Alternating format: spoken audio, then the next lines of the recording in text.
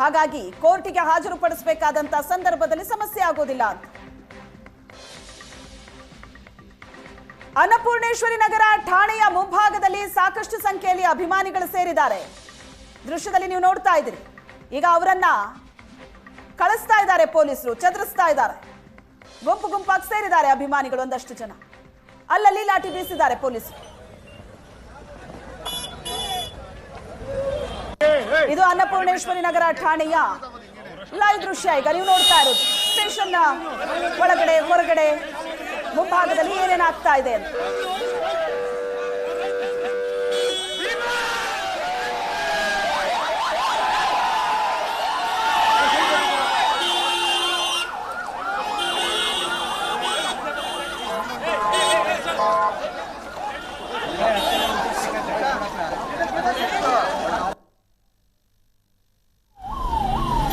ಹಿಂದೆ ಬರ್ತಾ ಇದ್ದೆ ಬಿಡು. ಹಿಂದೆನಾ?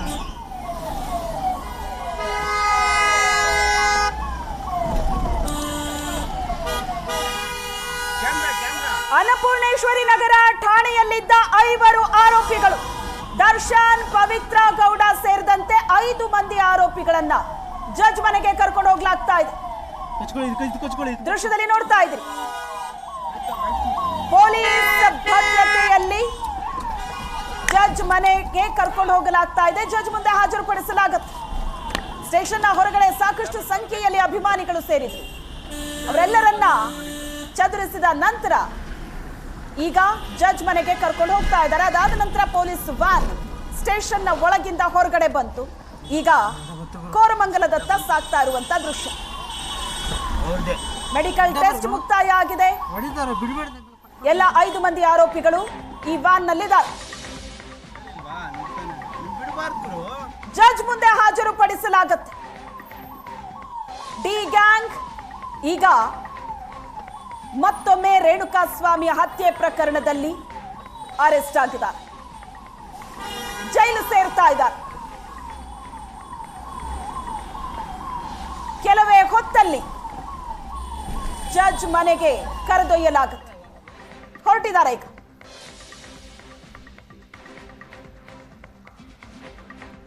ಪವಿತ್ರ ಗೌಡ, ದರ್ಶನ್, ಲಕ್ಷ್ಮಣ್, ಪ್ರದೋಷ್ ಮತ್ತು ನಾಗರಾಜ್ 5 ಆರೋಪಿಗಳು.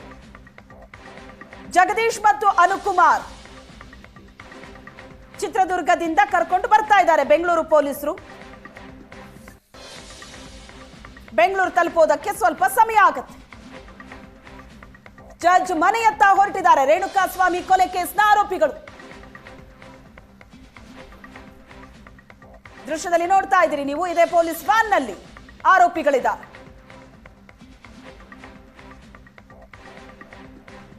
ಸ್ವಲ್ಪ ಹೊತ್ತಲ್ಲೇ ತಲುಪ್ತಾರೆ.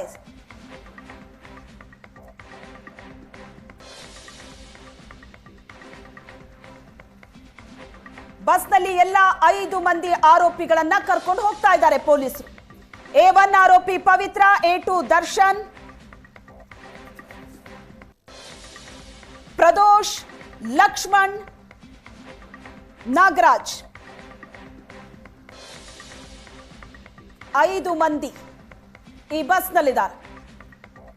A6 ಆರೋಪಿ ಜಗದೀಶ್ ಮತ್ತು 7ನೇ ಆರೋಪಿ ಅನುಕುಮಾರ್ ಇಬ್ಬರನ್ನ ಚಿತ್ರದುರ್ಗದಿಂದ ಬೆಂಗಳೂರು ಪೊಲೀಸರು ಕರ್ಕೊಂಡು ಬರ್ತಾ ಇದ್ದಾರೆ ಅರೆಸ್ಟ್ ಮಾಡಿ. ಜಡ್ಜ್ ಮನೆಯತ್ತ ರೇಣುಕಾಸ್ವಾಮಿ ಕೊಲೆ ಆರೋಪಿಗಳು. ದೃಶ್ಯದಲ್ಲಿ ನೋಡ್ತಾ ಇದ್ರಿ. ಇದು ಲೈವ್ ದೃಶ್ಯ. ಇದು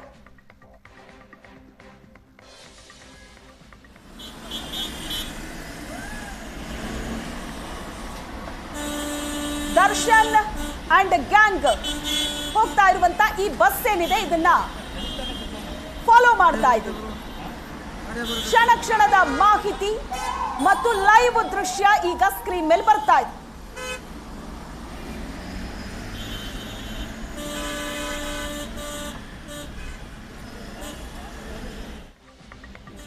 ಪೊಲೀಸ್ ಭದ್ರತೆಯಲ್ಲಿ ಜಡ್ಜ್ ಮನೆಯತ್ತ ಅನ್ನಪೂರ್ಣೇಶ್ವರಿ ನಗರ ಠಾಣೆಯ ಹೊರಗಡೆ ಸೇರಿದಂತ ಜನ ದೃಶ್ಯದಲ್ಲಿ ನೋಡ್ತಾ ಇದ್ದೀರಿ ನೀವು. ಅಭಿಮಾನಿಗಳು ಸೇರಿದ್ರು, ಸಾಕಷ್ಟು ಜನ ಸೇರಿದ್ರು. ಒಂದು ಸಲ ಎಲ್ಲರನ್ನೂ ಕ್ಲಿಯರ್ ಮಾಡಿ ಈ ವ್ಯಾನ್ ಹೊರಗಡೆ ಬರುತ್ತೆ. ಇದೇ ವ್ಯಾನ್ನಲ್ಲಿ ಬಸ್ನಲ್ಲಿ 5 ಮಂದಿ ಆರೋಪಿಗಳಿದ್ದಾರೆ.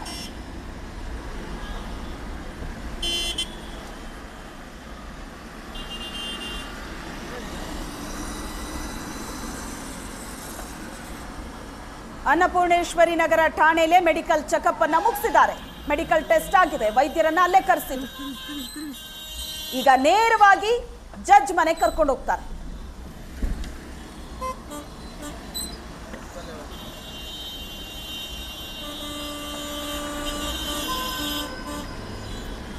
ಇಲ್ಲಿಂದ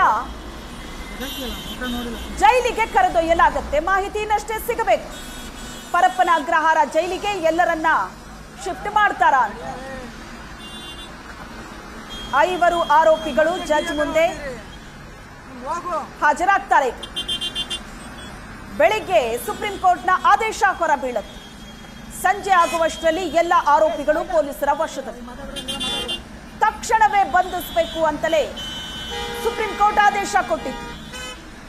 ಎಲ್ಲ ಆರೋಪಿಗಳು ತಕ್ಷಣವೇ ಬಂಧನ ಆಗಬೇಕು ಅಂತ.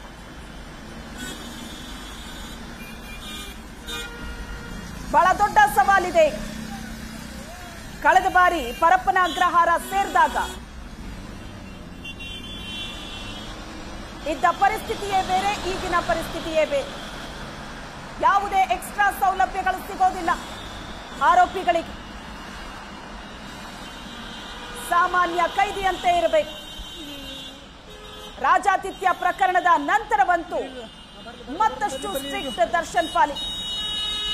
ಮೇಲಾಗಿ ಸುಪ್ರೀಂ ಕೋರ್ಟಿನ ಆದೇಶ ಇದೆ.